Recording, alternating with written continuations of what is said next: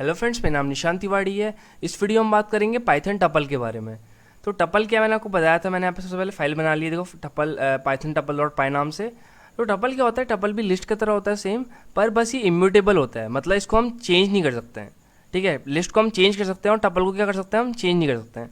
ठीक है, तो सबसे पहले आपको यहाँ पे लिख देता हूँ पाइथन टपल। ठीक है, और यहाँ पे सबसे पहले मैं क्या करता हूँ, एक एम्प्टी टपल बनाता हूँ। ठीक है, तो ई टपल लिख देता हूँ मैं इसको। ठीक है, ई टपल, और यहाँ पे टपल कैसे बनाते हैं, पैरेंथेसिस से। ठीक है, तो ये क्या हो गया, टपल बन गया। ठीक है, तो इसको अगर मैं यहाँ पे प्रिंट करके इसका टाइप चेक कर लेता हूँ, तो टाइप ई ऑफ टपल। ठीक है, तो देखो इसको मैं अगर रन करता हूँ तो यहाँ पे दिखा दिया इसने टपल। ठीक है, तो ये क्या है, टपल है एक। ठीक है, तो अब मैं क्या करता हूँ, इसको हटा देता हूँ, खाली ये तो आपको समझाने के लिए था।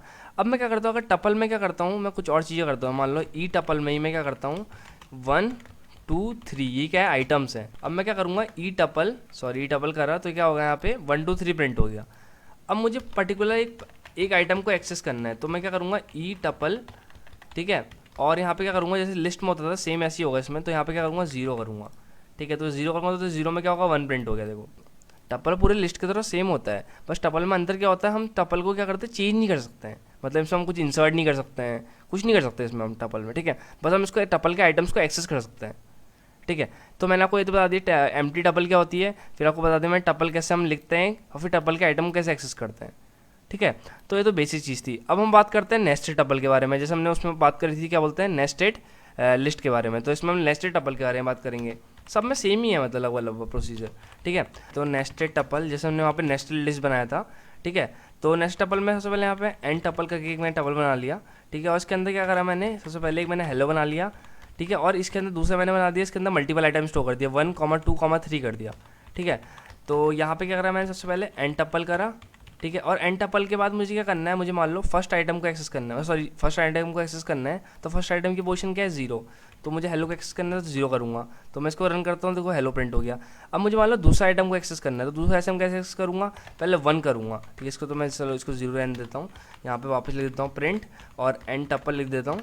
ठीक है, एन टपल लिखा, और इसके बाद मुझे मान लो अब क्या करना है, सॉरी यहाँ पे इसको हटा दिया, और यहाँ पे मुझे क्या करना है, अंदर वाले को एक्सेस करना है, मतलब दूसरा आइटम को एक्सेस करना है। तो दूसरा आइटम कौन सी पोजीशन पे है, फर्स्ट पोजीशन पे है। ठीक है, अब मुझे मान लो फर्स्ट पोजीशन पर खाली मैं अगर मैं करता हूँ, अगर इसको रन करता हूँ, तो सिंपल अभी 1 2 3 प्रिंट हो गया।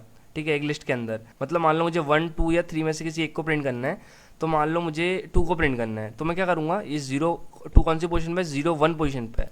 ठीक है, तो 1 ऑफ 1। ठीक है, अगर मैं इसको अगर रन करता हूँ, देखो अब क्या होगा, हेलो तो प्रिंट हुआ ऊपर वाले का, और नीचे वाले का प्रिंट हो गया 2 हो गया।